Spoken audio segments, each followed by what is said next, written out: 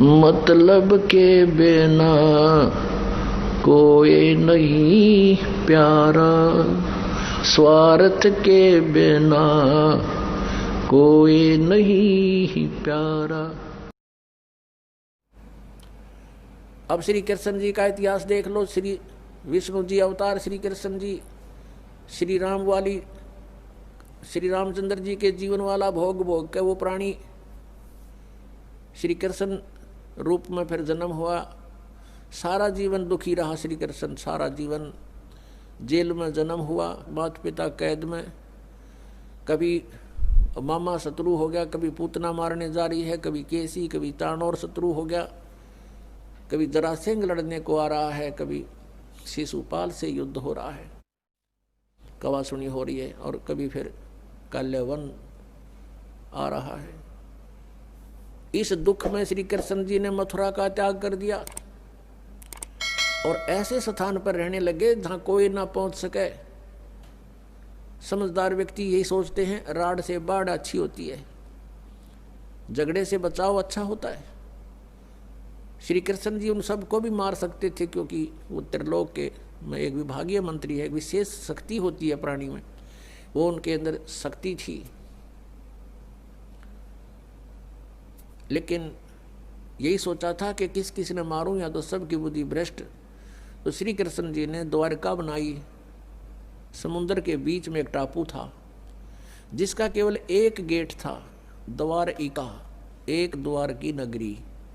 और ये सोच करके वहाँ यदि इतनी दूर पहले तो कोई आवेगा नहीं, ऐसे स्थान पर जा रहे हम, और वहाँ कोई आ भी गया युद्ध करने तो हम एक ही तरफ से उसका सामना कर सकते हैं, इसलिए एक गेट था उसका, और बाकी 3 समुद्र था 3 तरफ।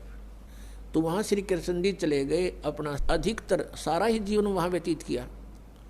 यहाँ तो ज़्यादा से ज़्यादा 18 साल के 20 वर्ष के तक यहाँ रहे थे द्वारका में, और बाकी फिर लगभग 200 वर्ष तक जिए थे श्री कृष्ण जी, और बाकी का समय द्वारका में व्यतीत किया था उन्होंने। तो अब ये जो लोग अनजान संत ऋषि, ये गुरु नकली हमें भ्रमित करते हैं कि द्वारका का उस गोवर्धन का की परिक्रमा करनी चाहिए और वृंदावन अवश्य जाना चाहिए, मथुरा में अवश्य जाना चाहिए, वहाँ हमारे भगवान ने लीला की है, उनके चरण कमल टिके हैं, वहाँ घूमा करते थे, स्नान किया करते थे। अरे श्री कृष्ण जी यहाँ तक 20 वर्ष रहे थे मथुरा में, बाकी 180 साल तो वहाँ रहे हैं द्वारका में, और वहाँ का नामो निशान मिट गया उस द्वारका को। इसलिए वहाँ खत्म की द्वारका, समुद्र में डूब गई श्री कृष्ण जी की मृत्यु के बाद, और यादों का विनाश हो गया था, आपस में लड़के मर गए थे, और जो बाकी शेष औरतें बची थी उनको अर्जुन ले आया था, सब खाली हो गई थी द्वारका। उसके बाद वो समुद्र ने डबो दी थी, अंदर चली गई। कारण यही था कि भगवान ने सोचा कि यहाँ आएंगे फिर ये धक्के खान द्वारका में इतनी दूर, इसलिए उसका नामो निशान मिटवा दिया था। अगर आज द्वारका होती तो ये नकली कहते द्वारका में भगवान रहे थे, वहाँ जाया करो, वहाँ बहुत पुण्य होता है। उस द्वारका में तो सत्यानाश होया था, सारे यादव कटका मर गए थे वहाँ पर। आज भी जाते हैं वहाँ बहुत से श्रद्धालु। तो कहने का भाव यह है कि जब तक आत्मज्ञान बिना नर भटके, इस तत्व ज्ञान बिना नर भटके, कदे मथुरा कदे काशी। फिर श्री कृष्ण जी का फिर कैसे अंत हुआ? श्री कृष्ण जी के सामने पूरा यादव कुल आपस में लड़का मर गया, पोते पड़पोते रिश्तेदार सब आपस में कट कर मर गए। और वो सारा सांग देख कर, वो सारा अनरस देख कर जब श्री कृष्ण जी की मृत्यु हुई, एक परिवार के सामने एक आधे की मृत्यु हो जाती है, उसका कलेजा फट जाता है, रो रो के पागल हो जाता है इंसान।